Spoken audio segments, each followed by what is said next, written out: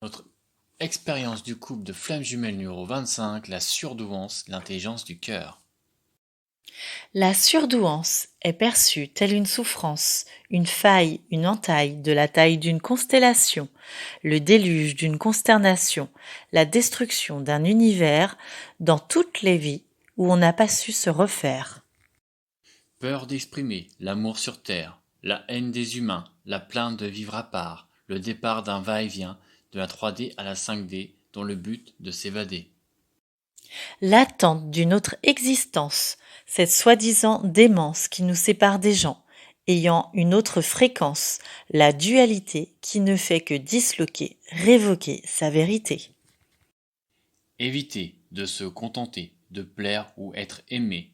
Il est une priorité de se décider à s'affirmer, oser être qui on est. Pousser cette porte, c'est nous qui avons la clé.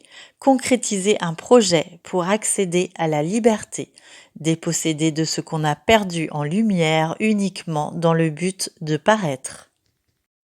Vouloir disparaître, être dans la quête du mystère, être austère avec les êtres primaires, voyager dans l'intraterre, esquiver la mort dans un cimetière. Cette hypersensibilité, notre irritabilité légendaire, la séparation est une libération, une belle illusion qui apporte une rébellion, une guerre des mondes. Tout se passe à l'intérieur, le reflet de l'extérieur vous écœure, on en a assez de se complaiser, de se justifier, d'être contrôlé, voire manipulé par des chantages, des échanges hypocrites. Pourtant, on voudrait que chacun sorte de sa crypte, qu'on décrypte les personnages, pouvoir sortir du mirage, vouloir s'adapter est peine perdue. Être dans une case n'est pas être en phase. Ne pas faire naufrage, parce que un tel n'est pas à son image. Rechercher le beau plumage, c'est inconcevable de croire que les ramages de notre arbre de vie conservera un magnifique habillage. Sortir des égrégores avant que ceux-ci nous dévorent de l'intérieur, qu'ils atteignent le cœur, être gentil est une sottise, une bêtise qui attise les profiteurs. Être vrai apporte la tranquillité de l'esprit. Ainsi, on reconnaît sa réalité, les masques tombent, on sait sur qui on peut compter. Nous incombe de dire des vérités même si cela blesse. On devine les faciès, terminer les promesses. On sort des rangs, sans prendre de gants. On n'affronte plus la vie comme avant.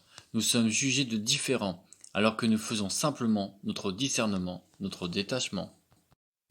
On désapprend de ce conditionnement qui nous use avec le temps.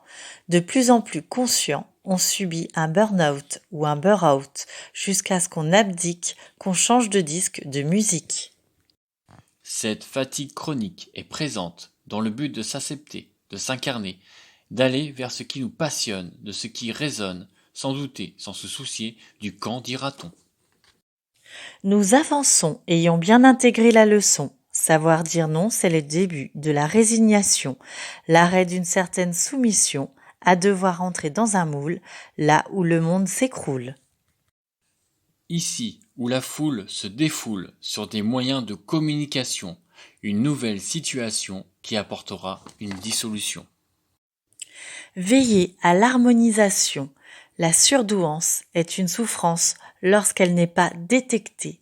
Un HP, c'est qu'il est à côté, quand il n'est pas écouté, compris par sa famille, ses propres amis.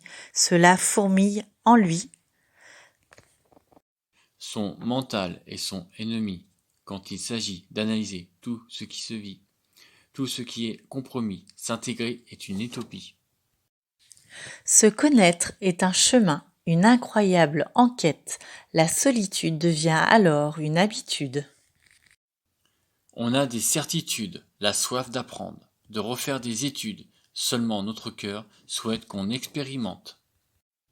Notre corps, notre véritable trésor, sinon le terme de perché nous est attribué comme une étiquette de supermarché.